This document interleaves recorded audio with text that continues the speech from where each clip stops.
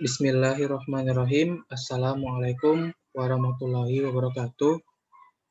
Teman-teman, kembali lagi bersama saya, Syahnanar Siregar. Di sini saya akan melanjutkan penjelasan saya mengenai Khulafaur Rasyidin. Nah, yang kemarin kan saya sudah jelaskan tentang Abu Bakar dan Umar bin Khattab. Hari ini saya akan menjelaskan mengenai profil singkat Utsman bin Affan dan Ali bin Abi Thalib yang diajukan untuk memenuhi salah satu tugas mata kuliah Strategi Pembelajaran SKI dengan dosen pengampu Dr. Arlina MPD.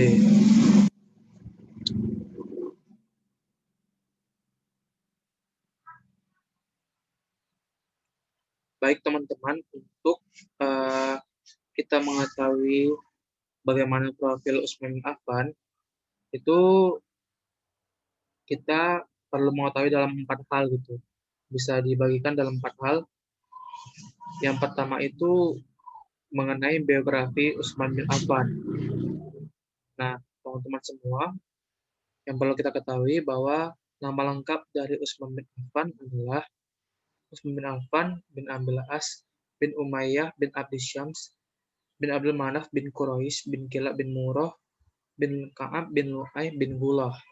Nah, nasab Utsman bin Affan ini bertemu dengan nasab Rasulullah pada kakeknya yang kelima, yaitu Abdul Manaf dari jalur bapaknya gitu. Jadi Utsman bin Affan ini lahir di Taif pada tahun 567 Masehi. Tepatnya lebih muda 6 tahun dari Rasulullah SAW. Ibunya bernama Arwa bin Quraisy bin Rabi'ah bin Hubaib bin Abdi Syam bin Abdul Manaf. Nah, Utsman bin Affan ini merupakan seorang yang dermawan ya, dan beliau sangat pemalu, bersih jiwa secara lisannya, sopan santunnya, pendiam, dan tidak pernah menyakiti orang lain begitu. Kemudian Utsman bin Affan ini dijuluki oleh Rasulullah yaitu Dzunurain, yang artinya mempunyai dua cahaya. Sebab Utsman bin Affan ini menikahi dua putri Rasulullah begitu sekaligus. Jadi dalam hal ini Utsman bin Affan merupakan sahabat Rasulullah sekaligus menantu Rasulullah Shallallahu Alaihi Wasallam. Nah, dari pernikahan itu beliau memiliki 9 anak laki-laki dan 6 orang anak perempuan. Kemudian kita lanjut pada keistimewaan Utsman bin Affan. Banyak istimewanya dari Utsman bin Affan, yaitu salah satunya sifat dermawannya itu. Ciri-ciri yang disebutkan dalam suatu buku bahwa Utsman bin Affan ini bertubuh tegap, berambut lebat, berdada bidang, dan putih kulitnya. Kemudian Utsman bin Affan ini merupakan seorang dermawan. Pernah suatu ketika terjadi kekeringan di penduduk Quraisy. Beliau rela tanpa pamrih membeli air minum dari Yahudi gitu. Maksudnya air yang banyak untuk penduduk kaum Quraisy demi supaya tidak kekeringan. Seperti itulah kedermawanan dari Utsman bin Affan. Namun juga pernah suatu ketika dalam peperangan, Utsman bin Affan rela menyumbang berapa ratus ekor unta dan emasnya sebagai bahan untuk makanan para anggota perang gitu. Itulah yang bisa kita petik dari keistimewaan Utsman bin Affan begitu. Kemudian kita lanjut kepada prestasi Utsman bin Affan. Nah, banyak prestasi yang dibuat oleh Utsman bin Affan, namun di sini saya akan menjelaskan mengenai empat yang salah satunya yaitu wilayah kekuasaan Islam. Nah, di sini Utsman bin Affan sudah mampu meluaskan kekuasaan Islam sampai ke Asia Kecil, sampai ke Armenia, dan sampai ke Kazakhstan terakhir kali. Sehingga pada saat itu gimana ya? Kekuasaan itu Islam itu meluas gitu.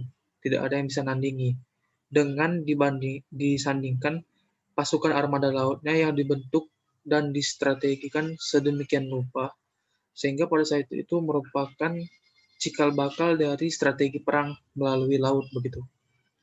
Kemudian ada juga pengkodifikasian Al-Qur'an. Nah, di sini Utsman bin Affan memerintahkan beberapa sahabat, di antaranya itu Zaid bin Sabit sebagai dalam mengkoordinir pengumpulan mushaf Al-Qur'an sehingga dikodifikasi begitu. Karena pada saat itu terjadi peperangan dalam memperebutkan Armenia. Nah,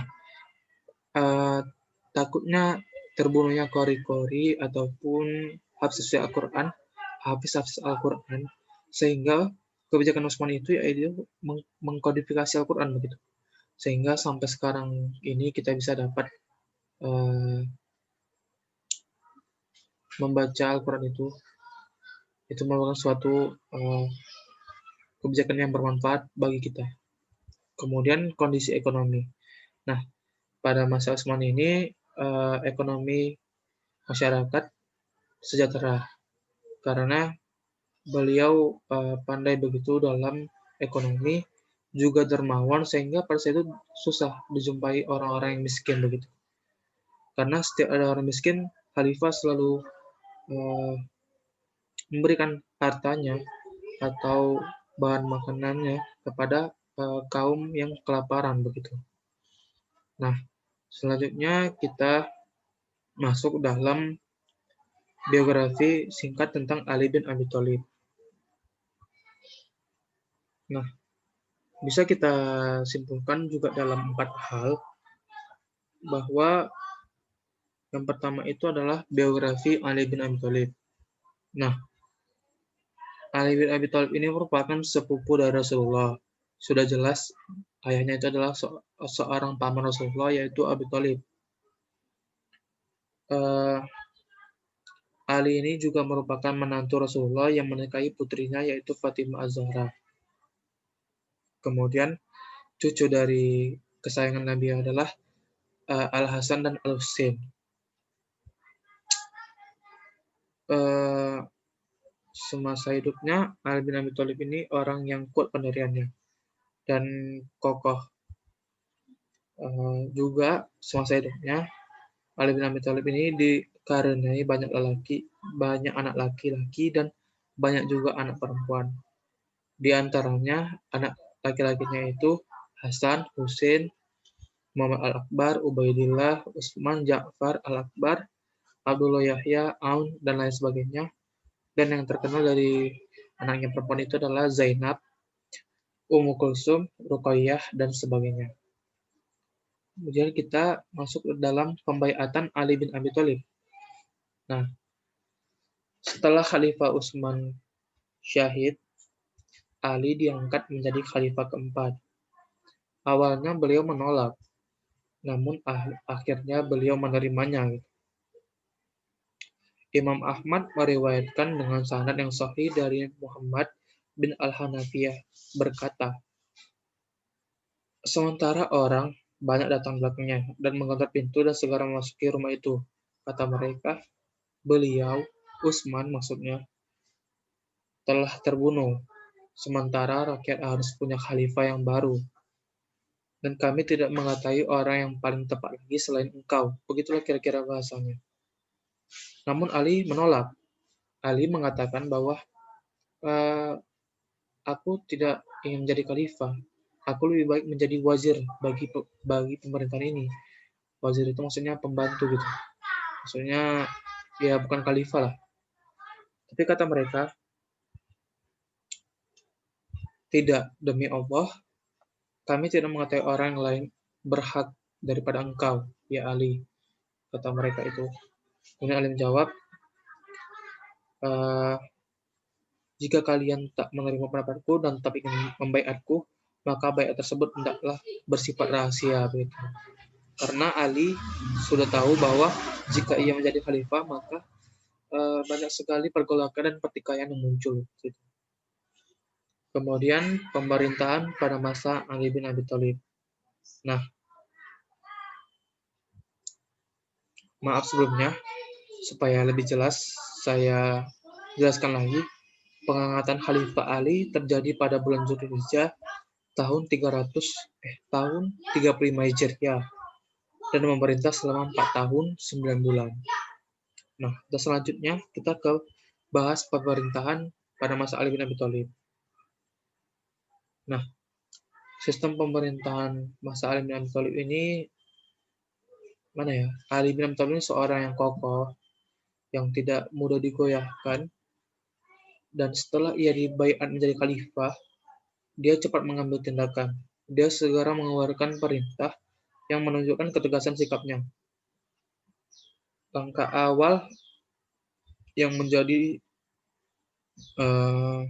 kebijakannya adalah menghidupkan kembali cita-cita Umar dan Abu Bakar, yaitu menarik kembali semua tanah dan hibah yang dibagikan Utsman ke kerabatnya untuk dijadikan milik negara. Begitu. Jadi dalam pemerintahannya ini, Ali bin Abi Thalib ini seorang yang kokoh lah, yang tidak bisa diombang-ambing gitu. Itulah akhirnya banyak terjadi pergolakan sehingga suatu ketika terjadi 3 perpecahan.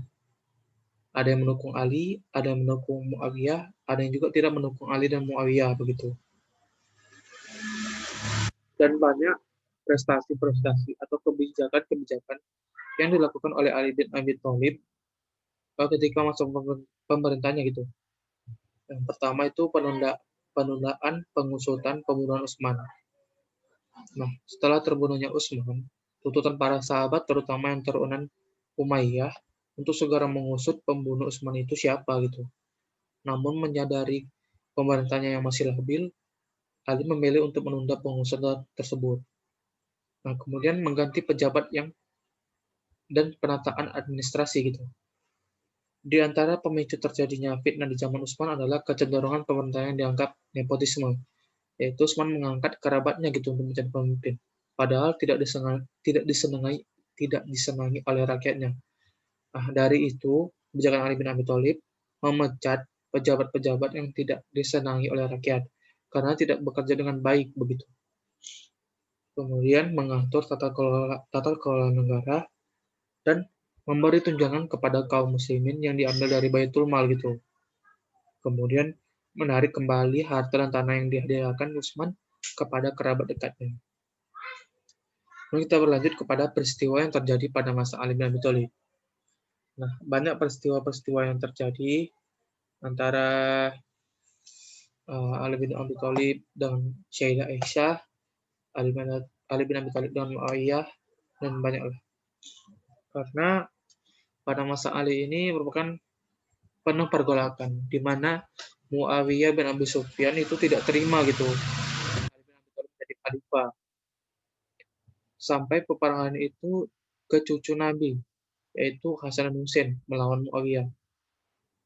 Pertikaian itu terjadi juga sampai pada Hasan dan Husain. Ada namanya Perang Jamal, Perang Siffin. Perang Jamal itulah antara Ali bin Abi Thalib dengan Sayyidah Aisyah. Karena dikambing hitamkan oleh Muawiyah sehingga Sayyidah Aisyah marah begitu kepada Ali bin Abi Thalib. Dan akhirnya pertikaian itu menjadikan Muawiyah sebagai penguasa dan berdirilah dinasti Abbasiyah I di Damaskus. Itulah yang bisa saya sampaikan, itulah yang bisa saya jelaskan mengenai materi hari ini. Semoga apa yang saya sampaikan dapat menambah wawasan tentunya. Ini tadi prestasi Utsman bin Affan, prestasi Ali bin Abi Thalib tadi sudah saya jelaskan juga. Bila ada kata-kata yang salah, saya mohon maaf. Kepada Allah, saya mohon ampun. Terima kasih kepada Ibunda Dr. Alina MPD yang telah mempercayakan saya untuk menyampaikan materi ini Semoga apa yang saya sampaikan bisa dipahami oleh pendengar dan bermanfaat bagi pendengar. Oke teman-teman, saya akhiri. Semoga kita sehat selalu. Assalamualaikum warahmatullahi wabarakatuh. Dukung terus channel ini dengan cara klik subscribe, comment, and like. Terima kasih.